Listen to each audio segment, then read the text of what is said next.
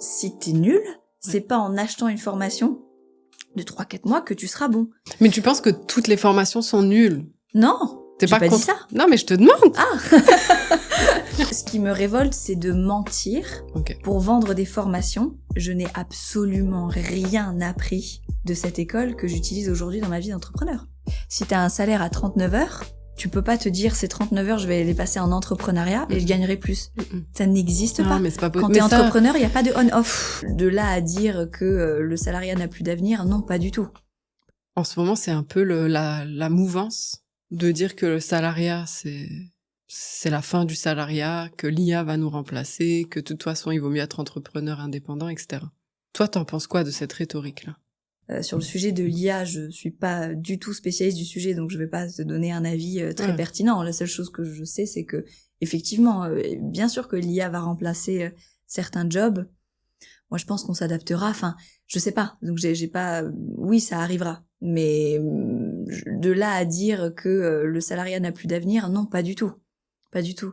Ce que je pense, c'est que il y a cette espèce de mouvance sur les réseaux sociaux qui pousse les gens à se mettre entrepreneur, enfin à se lancer, qui pousse les gens à se lancer dans l'entrepreneuriat, en expliquant que c'est incroyable, que c'est de la liberté absolue, etc. Et il y a beaucoup de gens qui s'appuient sur ces idées-là pour vendre des formations et vendre de faux espoirs aux gens. Et ça me révolte. Ça l'énerve. Ça me révolte. En fait, c'est quoi qui te révolte? C'est les formations ou vendre? Ce qui me révolte, c'est de mentir pour vendre des formations, tout en sachant très bien que c'est pas des formations qui permettront aux gens vraiment d'être entrepreneurs. Enfin, c'est-à-dire que des gens comme Cody Sanchez qui basent tout leur business sur dire et le message par exemple de cette fille-là, et il y en a d'autres, hein, mais je suis pas beaucoup de gens sur les réseaux sociaux, mais je sais qu'il y en a plein d'autres. Donc des gens qui portent le message tout le monde peut être entrepreneur, ça c'est catastrophique pour plein de raisons. Déjà c'est faux. C'est faux, et les vrais entrepreneurs le savent très bien. Donc soit elle, ce n'est pas une vraie entrepreneur, soit elle se fout de la gueule des gens. C'est pas juste un livre à lire, hein, être entrepreneur ou une formation à faire. Ça n'a rien à voir. D'ailleurs, toi et moi, on n'a jamais fait de formation pour être entrepreneur. Et je peux te dire que tous mes clients qui sont entrepreneurs, qui ont leur business, etc., ils n'ont pas fait de formation pour être entrepreneur. Donc ça, c'est vraiment vendre de faux espoirs aux gens. Leur faire dépenser leur argent. Et pour certains, c'est des économies qu'ils ont. Enfin, ouais, c'est vraiment leur faire dépenser leur argent pour rien. Et en plus de ça, faire culpabiliser ceux qui ne sont pas entrepreneurs, alors que ils sont tout aussi méritants, ils ont une super vie, etc. En fait, ça a beaucoup de conséquences très négatives de faire ça. Et donc, ces gens-là gagnent de l'argent sur des faux espoirs, sur de la culpabilité, sur du mensonge. Mais en plus, Cody Sanchez, elle dit racheter des entreprises, non? Oui, bah du coup, elle se dit que du coup le niveau 0 de l'entrepreneuriat, c'est d'acheter une laverie et que tout le monde peut acheter une laverie. Il suffit d'acheter le local, d'investir dans les machines à laver, il y a plus rien à faire et c'est hyper facile. Mais pas du tout. Pas du tout. Moi, Là, je pourrais te détailler tout ce qui peut mal se passer, tout ce qu'il faut savoir faire. Enfin. Et puis encore une fois, c'est un état d'esprit. Tu peux pas juste faire un truc comme ça. C'est-à-dire que soit t'es entrepreneur et t'es dans un état d'esprit de création, de développement, et t'as toutes cette obsession, cette résilience, etc. Soit tu l'es pas. Et tu penses pas qu'il y a des gens qui peuvent gagner 10 000 euros par mois sans avoir trop l'esprit d'un entrepreneur, plus comme un freelance, tu vois? Oui, mais c'est quoi leur vie? C'est ce qu'on disait tout à l'heure. Ouais. C'est quoi leur vie? Leur vie, c'est travailler 70 heures par semaine pour 10 000 euros par mois. Et ils sont contents et ils disent, je suis à mon compte. Mais je pense que tu peux travailler 35 heures par semaine. Pour 10 000 euros par mois. Ouais. Encore une fois, c'est pas tout le monde, c'est pas, tu vois. Je crois pas trop à ce modèle-là. Ok. Je pense que ça peut arriver sur quelques mois, quelques années max. Mais je pense que c'est pas long terme. Je pense que c'est pas tenable. Je pense que c'est pas ça. Ok. Du coup. Et surtout, et même si c'est le cas, même si c'était le cas, il faut pas comparer ça au salariat en disant, moi, au moins, je suis entrepreneur, toi, t'es qu'un salarié, t'es nul, etc. C'est-à-dire qu'il y a des salariés qui ont on peut être salarié, on peut être employé d'une société et avoir une vie hyper professionnelle, hyper intéressante, travailler sur des sujets hyper intéressants, avoir du coup, comme c'est pour une société, des énormes budgets pour créer des projets, pour avoir de la créativité, avoir un manager qui nous apprend des choses incroyables. Enfin, moi, quand même, tous mes clients au début, parce que moi j'étais nulle au début, hein, comme tout le monde. Ouais. Au début, on est nul. On est nul. On sait rien faire. Qu'on est nul. Il y a personne qui naît en étant bon. Hein. Donc, il faut quand même préciser ça. Et personne n'est bon après avoir passé une formation. Donc, on va préciser ça quand même. Hein. Si t'es nul, c'est pas en achetant une formation de 3-4 mois que tu seras bon. Pourquoi? C'est juste parce que c'est comme ça. C'est juste l'étape 1 de l'apprentissage. Okay. Oui, si t'es nul, il faut apprendre. Oui, une formation. Alors pas une formation pour être entrepreneur, ça c'est hors de question, mais dans n'importe quel secteur, oui, ça peut aider, c'est de l'apprentissage. Il faut aussi faire du terrain, il faut lire des livres, enfin je veux dire, ça fait partie de l'apprentissage. Okay. Mais il faut pas se dire, je vais acheter une formation, et ensuite je vais pouvoir faire le job, ou ensuite je vais pouvoir être entrepreneur, etc. Donc je sais plus pourquoi je suis partie là-dessus. Non, parce que dire un autre truc. Ouais. Oui, et donc moi au début j'étais nulle, mais vraiment nulle, hein, c'est-à-dire qu'il fallait pas m'appeler pour te commander un Uber. J'étais nulle et le fait d'avoir passé beaucoup de temps avec mes tout premiers clients, qui étaient vraiment très sympas de me garder, hein, vu le niveau que j'avais, de passer beaucoup de temps avec eux et de m'en prendre plein la gueule parce que je faisais mal les choses, etc. Et d'accéder, parce que c'est un job spécial, parce que j'accède à leur vie privée, d'accéder à leur vie privée, de voir comment ils se comportent, etc. Juste le fait d'être au contact avec eux, ça m'a appris tellement de choses. Et même aujourd'hui, 10 ans après, quand je rentre quelqu'un dans la société, si c'est quelqu'un avec qui je passe du temps, etc., je continue à apprendre énormément. Et ça, le salariat le permet. Quand tu tombes sur des bonnes équipes, les bonnes sociétés, évidemment, il y a toujours des managers complètement cons. Parce que toi, t'as des salariés. Ouais. Et tu penses qu'elles apprennent de leurs clients? Ah oui, elles apprennent de leurs clients, elles apprennent de leur manager qui est Maïté, elles apprennent de moi, elles apprennent même de leurs collègues. En fait, parce qu'on est dans cet état d'esprit là aussi. Mais oui, bien sûr, elles apprennent énormément. Tu les interviews et elles le disent tout le temps. Elles disent c'est l'école de la vie, cette société. C'est trop intéressant de les interviewer. Elles savent tout faire. Bah l'exemple, bien à part moi, puisque c'est moi qui ai le plus d'expérience, mais Maïté, qui est là depuis de très nombreuses années, elle sait tout faire. Genre quoi? Mais tout. Tu pourrais la mettre dans n'importe quel service d'une entreprise, tu pourrais la mettre au marketing, tu pourrais la mettre à la com, tu pourrais la mettre à la compta, tu pourrais la mettre au secrétariat, tu pourrais la mettre aux finances. En fait, tu fais des jokers, quoi. Et en plus de ça, elle peut aussi tout faire dans ta vie privée. Ouais, ça c'est fou par contre. Ouais. En plus de tout ça, elle peut gérer ton insémination, elle peut gérer ton truc, ton machin, elle peut inscrire tes enfants à l'école. C'est exceptionnel. En fait, j'essaie de me demander, parce que vraiment tout le monde dit le salariat c'est fini. Mais je sais pas ce que ça veut dire ça, le salariat c'est fini. En fait, les gens disent ça pourquoi? Pourquoi? Parce qu'ils veulent pas avoir de boss? C'est pour ça qu'ils disent ça? Je sais pas. C'est pour ça qu'ils disent ça, parce que quand on a des clients, on a des boss, hein, faut pas rêver, hein. C'est pas parce que t'as des clients que tu peux dire fuck à tout le monde. Enfin, ça, c'est pas vrai. Hein. C'est pire, même. C'est même pire, parce que s'ils s'en vont, il n'y a plus rien à la fin. Il n'y a pas de sécurité. Donc, ça veut dire quoi, le salariat, c'est fini exactement? Bah, c'est ça, on en a marre des mauvais salaires, on en a marre des mauvais boss, on en a marre d'être virés comme des malpropres.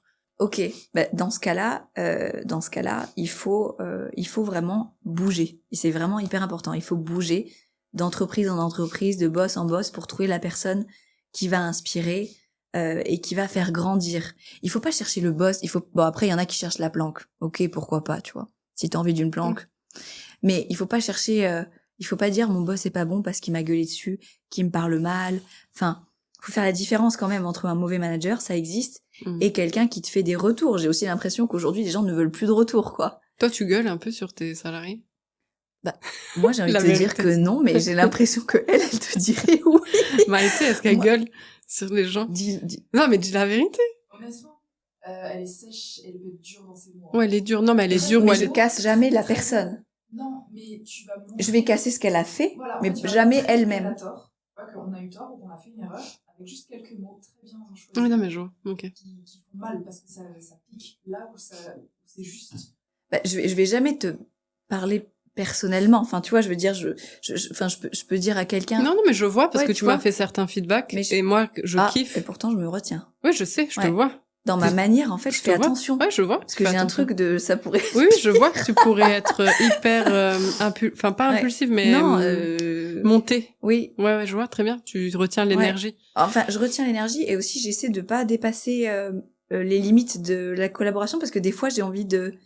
Parce qu'en fait, le fait d'être entrepreneur, des fois, t'as envie de dire à l'autre, mais tu devrais pas faire ça comme ça. Tu vois ce que je veux dire? Ouais, alors après, si ça te fatigue pas, tu peux le dire. Si ça te fatigue... c'est pas que ça me fatigue, c'est que ça change la nature de la relation, en fait. Ouais.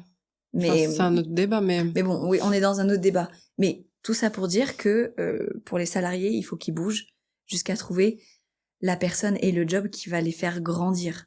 Vraiment qui va les faire grandir. Et ça, c'est trop excitant. Moi, je pourrais faire ça. Je vois pas pourquoi on crache sur le salariat, en fait. Bah aussi, c'est une histoire de revenus, tu vois, en mode le salariat, c'est capé au niveau revenu. Bah non, il y a des salariés qui gagnent très, très, très, très bien leur vie. Il y a des salariés qui gagnent plus que moi, hein. Je peux te dire que tous les CEO du CAC 40, ils gagnent plus que moi. Hein. Ouais, mais il y en a combien, tu vois? Oui, d'accord, mais en dessous de ça, il y a plein d'échelles. Après, si tu veux très, très bien gagner ta vie et être dans un truc confort, c'est terminé. Il y a aucune solution. Ah oui, non, mais... Tu vois, c'est pas... Je pense qu'on se dit que avec un petit business, on peut gagner plus qu'avec un job classique. Ouais. Je pense qu'elle est là, la rhétorique qui est poussée. Je suis pas sûre que ce soit vrai. Franchement, il faudrait qu'il y ait des études sur le sujet, mais et en plus, le problème, c'est que même si on faisait des études sur le sujet, comme tout le monde ment, comme tout le monde sur les réseaux sociaux dit je gagne grave d'argent. Quand on est salarié, qu'on voit les entrepreneurs en ligne, on se dit waouh, j'aurais ce potentiel de... Ouais. Alors qu'en fait, il y a 90% des gens qui mentent sur leurs revenus. Bien sûr. Parce qu'en plus, CA facturé ne veut pas dire CA encaissé. Bah bien sûr. C'est et encaissé. Après les taxes, bien sûr. Et les clients restent pas, et t'as des mois super, et ensuite t'as plus rien. Enfin, non, bien sûr. Et encore une fois, la nature de l'engagement personnel que ça demande. Ça demande, tu peux pas... Ouais, mais ça, personne va comprendre. Mais déjà, ça c'est incroyable. Ça, tu peux pas, si t'as un salaire à 39 heures, tu peux pas te dire ces 39 heures, je vais les passer en entrepreneuriat et je gagnerai plus. Ça n'existe pas. Mais c'est pas Quand t'es entrepreneur, il y a pas de on-off. Je pense qu'on mesure pas le volume qui est produit derrière. C'est-à-dire que le volume... Et l'engagement personnel. Pour avoir un volume. En fait, les gens se disent, ah bah, toi, t'as dû faire 2-3 tâches en assistance privée, allez, pendant 3 ans, puis t'es devenue super forte. Non. Non, en fait, t'as pas capté. Non, c'est pas du tout. En fait, pendant 10 ans, j'ai vécu, mangé, pensé, douché. Oui, c'est ça. Comment je peux améliorer ça? Et pourquoi j'ai pas le meilleur renta? Et pourquoi mon client c'est permanent, en fait. Oui, c'est permanent. Tu te sacrifies. Alors que, c'est vrai qu'au début, j'avais pas le choix, c'est pour ça que je me suis retrouvée dans cette situation. Mais alors qu'au bout d'un moment, t'as le choix. Tu peux te dire, mais pourquoi je fais ça? Mais c'est une addiction, je pense. Pourquoi je fais ça? Je pourrais très bien me retrouver un job salarié où je gagnerais beaucoup mieux, puisque pendant 10 ans, je gagnais rien. Pourquoi je fais ça? Et le fait de choisir de rester, dans la difficulté, c'est ça qui fait toute la différence. Et ça, c'est très, très difficile. Mais explique-moi ça. Je sais pas si ça s'apprend, ou si c'est quelque chose que t'as naturellement ou pas. Mais à partir du moment où t'arrives à être à l'aise dans la difficulté, à pas paniquer, à pas dormir de la nuit parce que il s'est passé ça, ou à réussir à vite prendre les décisions et à vite passer à autre chose. Et à pas être en mode, et être à l'aise dans mais la vraie difficulté, pas la difficulté, un client m'a ghosté ou... du coup, t'y restes, en fait. Okay. T'y restes, mais encore une fois, je sais pas si c'est très positif, parce que au final, c'est ce qui m'a fait cracher, mais ce que j'en garde aujourd'hui, c'est que rien ne peut me faire paniquer. Tu vois, là, franchement,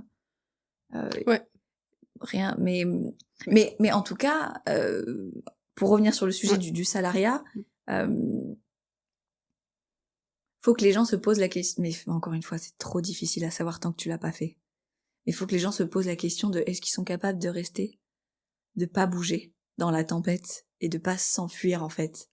Tu vois, il y a un truc de... Ouais, mais je pense que les gens se disent, mais c'est bon, c'est pas... Tu vois, j'ai vécu moi aussi des épreuves dans ma vie. Mais en fait... j'ai vécu des épreuves dans ma vie, genre des choses que j'ai pris dans la gueule, j'ai pas eu le choix. Un décès, une dépression, j'ai pas eu le choix.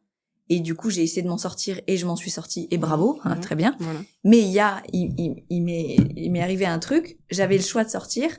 J'avais une porte ouverte en mode, ça c'est hyper confortable, mais non, je suis restée là, c'est pas la même chose, tu vois. En fait, je pense que là, moi je vois le degré de inconfortable que tu dis. Mais je crois qu'en fait, tant qu'on l'a pas vécu, on peut pas. C'est hyper dur à expliquer. Parce qu'en fait, c'est pas, en fait, on l'oublie. En fait, on veut bien oublier cette période parce qu'en fait, c'est tellement violent que si on y pense, on arrête. Donc il y a un truc de... Mais non, mais pas tellement... Même aujourd'hui, tu vois, les choses inconfortables de ma vie, parce qu'on en a tous, tout le monde, c'est même pas lié à l'entrepreneuriat, tout le monde a des choses inconfortables. bah du coup c'est pas un problème, c'est pas un sujet, tu vois ce que je veux dire, c'est pas. Ouais, alors que les salariés que t'as chez toi, elles kiffent parce que le week-end elles sont un week-end en fait. Bah les salariés, je les recrute pas pour être capable de faire ça. Et d'ailleurs, toute mon équipe, il y en a peut-être une de toute mon équipe qui serait capable de rester dans des situations inconfortables, mais sinon les autres non, elles sont pas faites pour ça. Mais c'est pas leur job aussi. Ouais. Puis je pense aussi, on dit que le salariat c'est nul pour vendre des formations. Non mais oui, bien sûr. Tu veux me relancer là-dessus? Oui, bien sûr, le salarié. Je peux plus maintenant te faire. Les gens qui disent ça, évidemment, les gens qui disent ça et qui ont un intérêt financier derrière ça, c'est catastrophique. Enfin, c'est pas catastrophique, c'est insupportable. Mais tu penses que toutes les formations sont nulles? Non. T'es pas dit ça. Non, mais je te demande. Ah. non, j'ai pas dit ça. Non, mais je pense qu'il y a des formations qui sont très bien et que les formations, ce qu'il y a de bien avec les formations, c'est que contrairement à l'école, qui ne sert à rien. Attends, ça sert à rien? Attends, restons sur les formations. Contrairement à l'école, c'est quand même un petit package créé par quelqu'un qui a fait du terrain et qui sait de quoi il parle et qui va un peu à l'essentiel et qui va dans des choses concrètes, tu vois. Donc on est dans le concret direct. Si quelqu'un a besoin de s'améliorer ou de se former sur un sujet en particulier, il prend la formation, il a les infos, etc. Enfin, tu vois, il est pas obligé d'aller assister à un cours qui va aborder 200 000 autres sujets dont il n'y en a rien à faire, par un prof qui n'a même peut-être pas appliqué ce dont il parle, comme toujours dans les écoles de commerce, par exemple. Toi, tu referais pas ton école de commerce? Je la referais pour rencontrer Maïté. Mais si y a pas Maïté, tu refais pas? C'est difficile de dire ce que je referais, ce que je referais pas. Grâce à cette école, j'ai rencontré des gens incroyables, donc c'était pour le réseau. Donc j'ai fait une école de commerce, pas du tout pour être entrepreneur, encore une fois, parce que je savais pas ce que je voulais faire, donc pour rester très large, je n'ai absolument rien appris, mais rien de cette école que j'utilise aujourd'hui dans ma vie d'entrepreneur. Mais rien. Mais moi, je disais ça sur mes études et en fait, maintenant, je me rends compte que ça m'a quand même donné une capacité d'analyse, de réflexion. Déjà, c'est sûr que ça dépend des études, parce que j'imagine qu'un archéologue, oui, forcément, il a besoin de ses études. Chirurgien cardiaque également. Exactement. Exactement. Donc tout ça, bien sûr, n'est pas. Mais c'est un peu trop théorique, quoi. Mais là, je parle vraiment très spécifiquement du sujet de l'entrepreneur. Ce que j'essaie de dire, c'est qu'il y a quelque chose de très personnel, d'une nature humaine quand même très obsessionnelle pour être entrepreneur et qu'il faut arrêter de dire que tout le monde peut le faire juste pour gagner de l'argent et mentir aux gens et les rendre malheureux parce que ils se disent je suis salarié, je suis un nul. Pas du tout. Il y a plein d'entrepreneurs qui sont incapables, que j'embaucherai jamais chez moi parce que c'est des incapables alors qu'il y a des salariés exceptionnels.